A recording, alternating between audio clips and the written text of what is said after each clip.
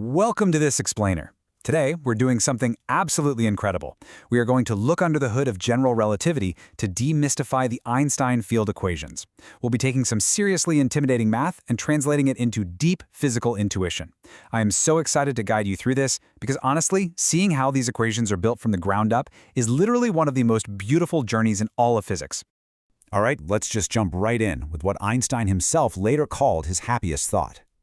Picture this. It's 1922, and he recalls this sudden flash of insight he had while just sitting in his patent office. He realized if a man falls freely, he would not feel his weight. It sounds so simple, right? But this incredibly profound realization that acceleration and gravity are physically indistinguishable from one another, well, that's what set the stage for our entire mathematical journey today. So here's our roadmap for the explainer. We're going to start with the equivalence principle, look at exactly how curvature meets matter, and then we'll actually derive the equations using two completely distinct methods, the Bianchi identity and the principle of least action, before finally arriving at our field equations. All right, Section 1, the equivalence principle. You know, the core mystery of classical mechanics comes down to a really fascinating contrast. For centuries, giants of physics like Galileo and Newton were stumped by this bizarre numerical equality between two completely different concepts. On one hand, you have inertial mass, which is just an object's intrinsic resistance to being accelerated. On the other hand, you have gravitational mass, how an object responds to and actually creates gravity. Newton rigorously tested this with pendulums made of different materials and found they behaved identically. But in classical physics, this was just seen as a happy accident. Like, oh, cool, those match up. Nobody could fundamentally explain why. Well, Einstein took that happy accident and totally ran with it, formalizing three forms of equivalence. First, he extended the weak equivalence principle, which is just that Galilean free-fall we just talked about, into the Einstein equivalence principle.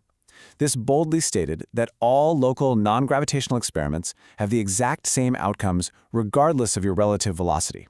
Think about it. If you're in a completely windowless room, you literally cannot tell if you're resting on Earth or accelerating at 1g in a rocket ship out in deep space. Finally, we get to the strong equivalence principle, which throws massive gravitating objects into the mix and demands absolute geometric equivalence everywhere. This logical progression is huge. It forces us to view gravity not as some invisible tether or traditional force, but as a property of space-time geometry itself. Moving right along to Section 2, curvature meets matter. Here's the deal. Our fancy new geometric theory, it absolutely cannot break the old classical physics. In situations with weak gravity and slow-moving objects, Einstein knew his new equations had to elegantly reduce to Newton's formulation.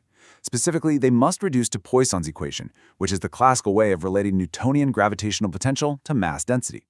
Basically, whatever wild, complicated math we cook up here, it has to safely land right back in Newton's backyard when gravity is weak.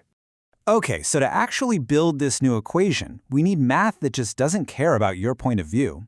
Since the fundamental laws of physics should be valid across all reference frames, we have to use coordinate-independent mathematical objects, and that brings us to tensors.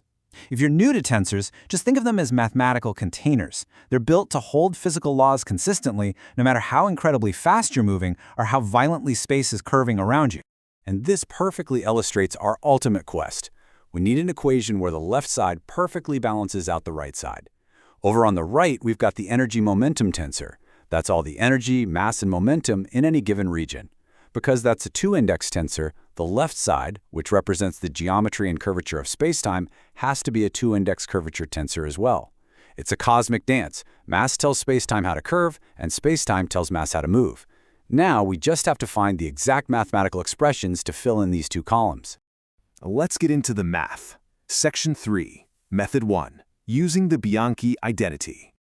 Think of this first method as the pragmatic builder's approach. It relies on making highly educated guesses, matching classical limits, and following a practical five-step process to piece this final equation together.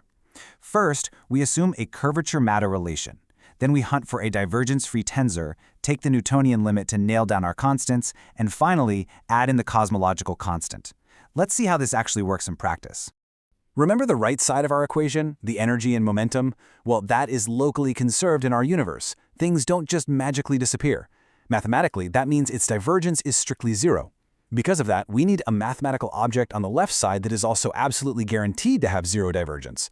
If we start playing around with the Riemann curvature tensor and apply a rule from differential geometry known as the Bianchi identity, it magically hands us exactly what we need, the Einstein tensor. This highly specific combination of the Ricci tensor and the metric mathematically guarantees zero divergence, which perfectly matches up with our energy conservation. Next up, we have to link those two sides together with a proportionality constant, which we call kappa. By assuming a weak, slow-moving Newtonian field limit, basically setting up a metric that's just ever so slightly perturbed from perfectly flat space, we can isolate the time-time component of our equation. And when we demand that this specifically matches Poisson's equation, the math spits out the exact, precise constant we need, 8 pi g over c to the fourth. Boom! We now have a functioning equation built completely through pragmatic deduction. But wait, there is another way. Section 4, Method 2, the principle of least action. Instead of piecing things together and making educated guesses to match both sides, this modern field theory approach is more like an elegant architect designing from scratch. We start from the broadest possible principle of the universe by constructing an action, specifically called the Einstein-Hilbert action. Now, an action is just a mathematical functional that summarizes the dynamics of an entire system. To ensure it's coordinate independent, we integrate the absolute simplest possible curvature scalar, the Ricci scalar, over all of spacetime. To derive the equations of motion from this action, we apply the principle of least action. We demand that the action functional is stationary, meaning we set its variation to exactly zero.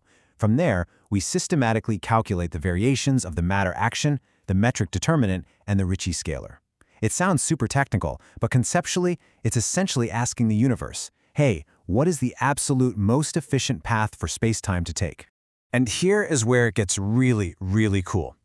During the final step of this variation, we use a mathematical trick called the Palatini identity. See, when we calculate the variation of the Ricci tensor, it generates a whole bunch of really complex covariant derivatives. But by assuming that the variations in the gravitational field go to zero infinitely far away from the source, those messy terms turn into boundary terms that simply vanish. They literally just drop out of our math completely. Poof! Leaving us with an incredibly clean, beautiful derivation. Which brings us to our final destination. Section 5, the final field equations. If we compare these two methods side by side, it builds a much deeper understanding of our universe. Think about it. In the Bianchi method, we kind of forcefully assumed the conservation of energy and built our left side tensor just to match it. It was a really smart, pragmatic guess. But the least action principle, it organically derived energy conservation as an automatic mathematical guarantee. It relied entirely on simple scalars and sheer geometric elegance. By demanding the action be stationary, energy conservation wasn't just an assumption we threw in, it was a fundamental consequence of the geometry itself. So after all this intense theoretical calculus, we really have to step back and ask ourselves what this final generalized form actually is. What is the absolute simplest possible mathematical rule for curvature and gravity in our universe really look like? Well, here it is, the beautiful final result, the Einstein field equations.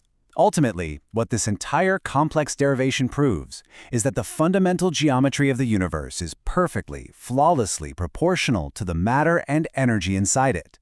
Space tells matter how to move, and matter tells space how to curve.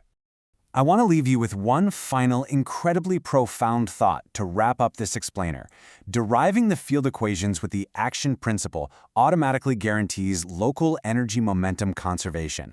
Just let that sink in for a second. The mathematical principle of least action isn't just some clever trick for a derivation. It reveals that the universe's most fundamental conservation laws aren't just arbitrary rules we made up. They are deeply woven directly into the inescapable geometry of spacetime itself. Which leaves us with a truly tantalizing question. If gravity and energy are purely geometric, could the other fundamental forces of our universe eventually be explained as pure geometry too? Something to think about. Thanks so much for joining me on this explainer.